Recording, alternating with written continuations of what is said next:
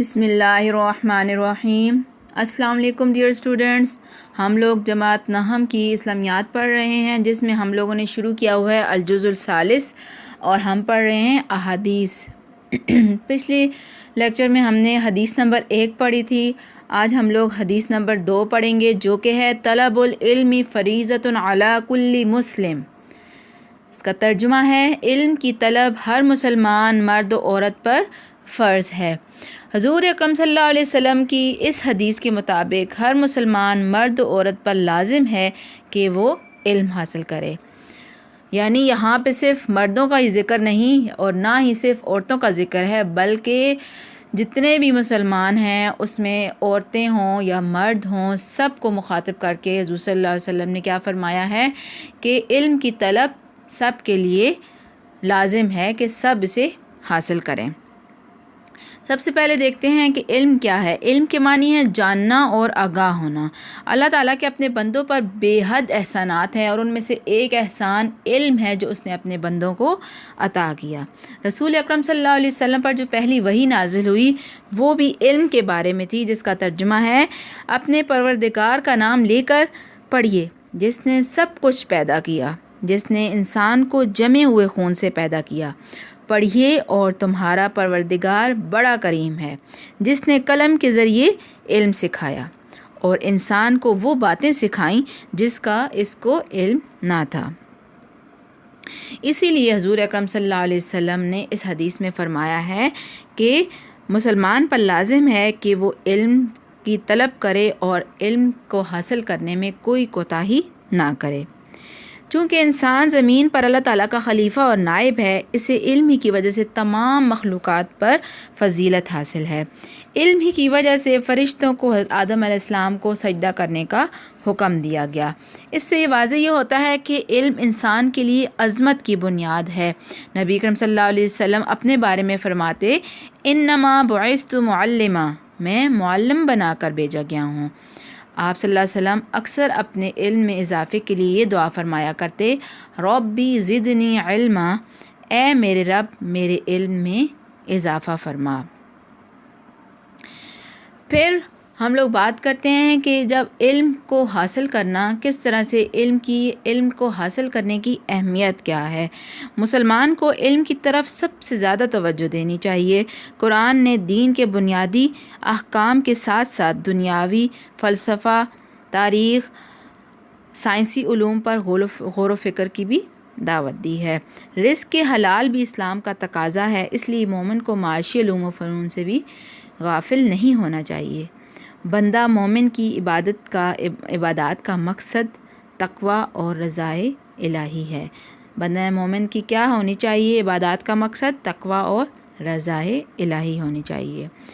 قرآن مجید میں اللہ تعالیٰ فرماتے ہیں اللہ کے بندوں میں سے اہل علم ہی اللہ تعالیٰ سے ڈرتے ہیں۔ پھر ایک اور جگہ پہ حضور صلی اللہ علیہ وسلم فرماتے ہیں مجھ سے ایک آیت بھی سنو تو اسے آگے پہنچا دیا کرو، یعنی کہ اگر کوئی ایک شخص بھی کوئی کہیں پہ بھی بیٹھ کے کوئی اچھی بات سنتا ہے تو اس کو چاہیے کہ وہ اچھی بات آگے دوسرے لوگوں تک بھی پہنچائے، تاکہ علم کو پھیلانے کا جو سلسلہ ہے وہ جاری و ساری رہے۔ اچھی بات اگر پتہ ہے اور دوسرے کو بتا دی جائے تو وہ بھی صدقہ جاریہ بن جاتی ہے۔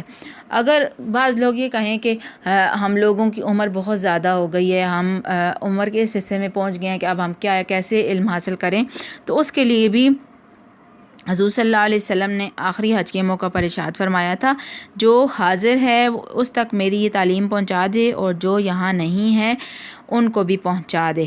اور ساتھ میں کیا فرمایا کہ علم جو ہے وہ ماں کی گود سے لے کے قبر تک حاصل کی جا سکتی ہے۔ علم کو حاصل کرنا شروع ہوتا ہے ماں کی گود تک، یہاں تک کہ انسان قبر تک پہنچ جائے تو علم حاصل کر سکتا ہے۔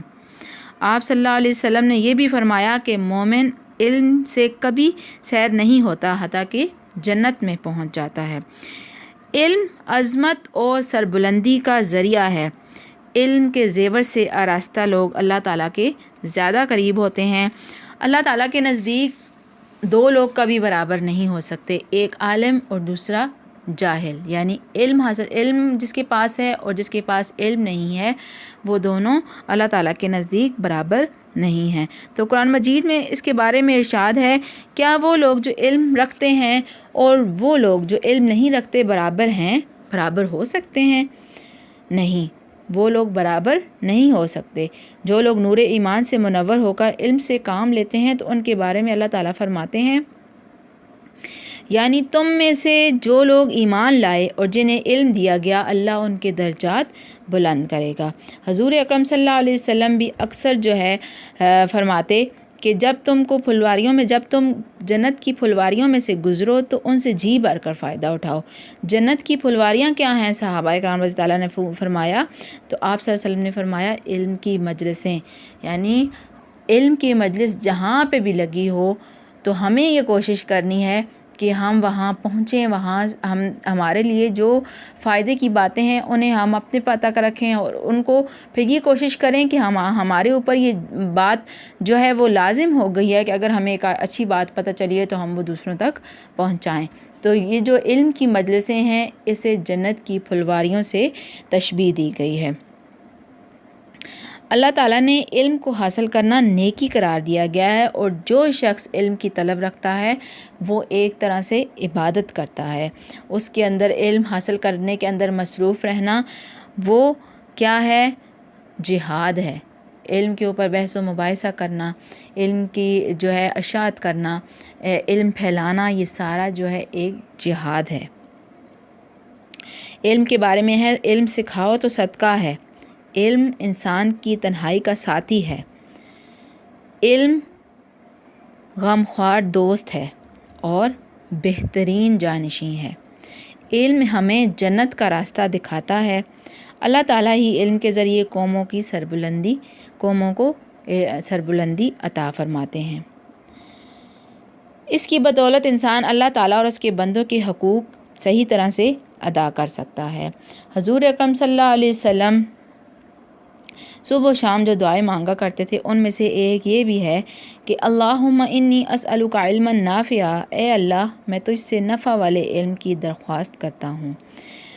اس طرح سے یہ جو مسنون دعا ہے یہ ہمیں بھی پڑھنی چاہیے، اور ہمیں اللہ تعالیٰ سے یہ دعا کرنی چاہیے کہ ہمیں جو اس نے علم عطا کیا ہے اس سے دوسروں کو ہم نفع پہنچا سکیں، اور جس حد تک ہم سے ہو سکے ہم علم حاصل کرنے کا جو سلسلہ ہے ہماری موت تک ہے۔ جب تک ہمیں موت نہیں آ جاتی ہمیں علم حاصل کرنا ہے، اور یہ سلسلہ ہمیشہ جاری رہتا ہے۔ ہم بعض اوقات وہاں سے بھی سیکھ رہے ہوتے ہیں جہاں سے ہمیں لگتا ہے کہ یہاں سے ہم کچھ بھی نہیں حاصل کر پائیں گے، لیکن بہت ساری جگہیں ایسی ہوتی ہیں جہاں پہ ہم بیٹھتے ہیں، غور و فکر کرتے ہیں، علم کی مجلسیں ہوں، خواہ کہیں پہ اچھی باتیں ہو رہی ہوں تو وہاں سے ہمیں کچھ نہ کچھ حاصل کرنے کو ہی ملتا ہے۔ تو کوشش یہی کرنی چاہیے کہ علم حاصل کریں، جہاں سے بھی ملے وہاں سے اس کو لیں اور خود بھی اس پہ عمل کریں، اور کوشش کریں کہ دوسروں تک بھی پہنچائی جا سکے، وہ باتیں پہنچائی جا سکیں۔ تو آخر میں یہی دعا ہے اللہ تعالیٰ سے کہ اے اللہ جو علم تو نے ہمیں دیا ہے اسے ہمارے لیے مفید بنا، اور ایسا علم عطا فرما جو ہمیں نفع بخشے۔